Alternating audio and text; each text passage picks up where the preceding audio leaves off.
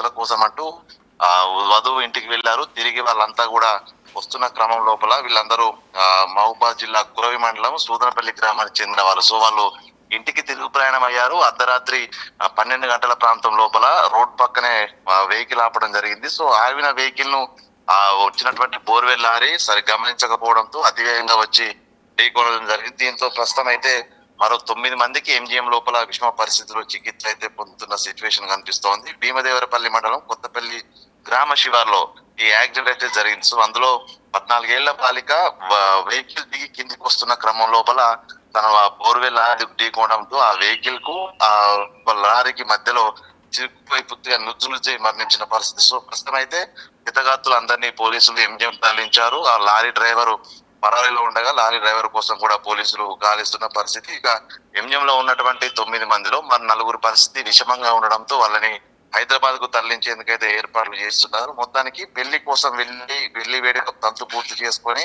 తిరిగి వస్తున్న క్రమంలో ప్రమాదం జరగడంతో మహబూబాద్ జిల్లాలోని సూదరపల్లి గ్రామంలో విషాద ఛాయలాలకు ఉన్నాయి. వాళ్ళ కుటుంబ సభ్యులకు కూడా సమాచారం అందించగా వాళ్ళంతా ప్రస్తుతం ఎంజిఎం కు చేరుకుంటున్న పరిస్థితి. సో ప్రమాదానికి డ్రైవరు అతివేగమే కారణమా లేకుంటే మధ్యలో ఉన్నాడా అనేది కూడా పోలీసులు విచారణలు దర్యాప్తులు తేలాల్సి ఉంది. అయితే ఈ స్పాట్ లో కూడా గత కొద్ది రోజుల నుంచి అదొక హాట్ స్పాట్ గా మారింది యాక్సిడెంట్లకి. సో ఆ ప్రదేశం లోపల ఎటువంటి సూచిక బోర్డులు లేకపోవడంతో అతివేగంగా వస్తూ భారీ వాహనాలు ప్రమాదాలకు గురవుతున్నాయంటూ కూడా ఆరోపణలే. సో ఈ రోజున జరిగినటువంటి ఈ ప్రమాదంతో ఈ కొత్తపల్లి గ్రామ శివారంతా కూడా గోపాలపురం శివారు అంతా కూడా ప్రమాదాలు నిలయంగా మారింది. ప్రస్తుతం పెళ్లి కోసం వెళ్ళేటువంటి 4 కుటుంబాలు ఇందులో ఉన్నట్టుగా కూడా సమాచారం అందుతుంది. ఈ 4 కుటుంబాలు వరుడికి సంబంధించినటువంటి కుటుంబ సభ్యులు, పెద్దమ్మ చిన్నమ్మలు, అదే విధంగా తాతయ్య నానమ్మలు, దాంతో పాటుగా తల్లిదండ్రులు. సో వీళ్ళంతా కలిసి నల్లపూసల కార్యం కోసము అమ్మాయి ఇంటికి వెళ్లారు. అక్కడ తంతు పూర్తి చేసుకొని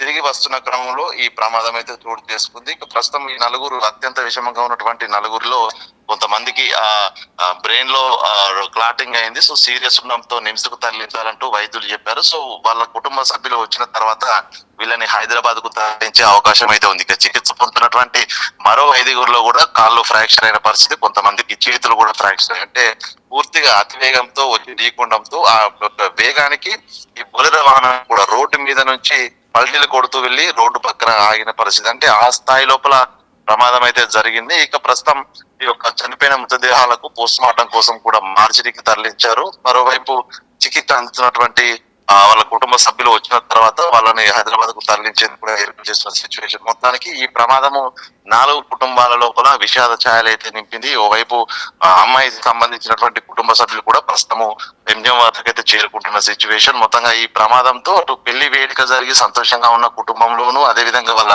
బంధువుల కుటుంబంలోనూ విషాదం అయితే నింపింది. ప్రస్తుతం చికిత్స అందిస్తున్న వైద్యులు కూడా కొంతమంది పరిస్థితి 24 గంటలు గడిస్తే తప్ప ఏం చెప్పలేనంటూ కూడా చెప్తున్నారు. సో మొత్తానికి ఈ ఘటన ఒక 4 కుటుంబాలను విషాదం నింపడం కాకుండా మరొక 4 కుటుంబాల లోపల తీవ్రమైనటువంటి విషాదం నింపిన పరిస్థితి. సో ఓవరాల్ గా వీళ్ళకి సంబంధించినటువంటి 9 మంది చికిత్స పొందుతున్నటువంటి పరిస్థితి కొంత క్రిటికల్ గా ఉండడంతో వైద్యులు వచ్చిన తర్వాత వీళ్ళని పరీక్షించి అటు హైదరాబాద్ కు తరలించే అవకాశం అయితే ఉంది. సో ఈ ప్రమాదానికి గల ప్రధాన కారణాలపై పోలీసులు కూడా దర్యాప్తు చేస్తున్నారు. పరారీలో ఉన్నటువంటి లారీ డ్రైవర్ ఏదైతే బోర్వెల్ లారీ అజాగ్రత్తగా డ్రైవింగ్ చేస్తూ వచ్చి పెళ్లి వాళ్ళు వెళ్తున్నటువంటి వాహనం ఢీకొట్టిందో డ్రైవర్ కోసం కూడా గాలింపు చర్యలు చేపట్టారు. ఇక స్థానికంగా ఉన్నటువంటి ప్రత్యక్ష సాక్షుల కథనం మేరకు ప్రస్తుతం అయితే కేసు నమోదు చేసుకుని విచారణ చేస్తున్నారు. సో ఈ పెళ్లికి సంబంధించి కుటుంబ సభ్యులు వచ్చిన తర్వాత అసలు వాళ్ళ డీటెయిల్స్ కూడా పూర్తి వివరాలు కూడా తెలిసే అవకాశం అయితే ఉంది.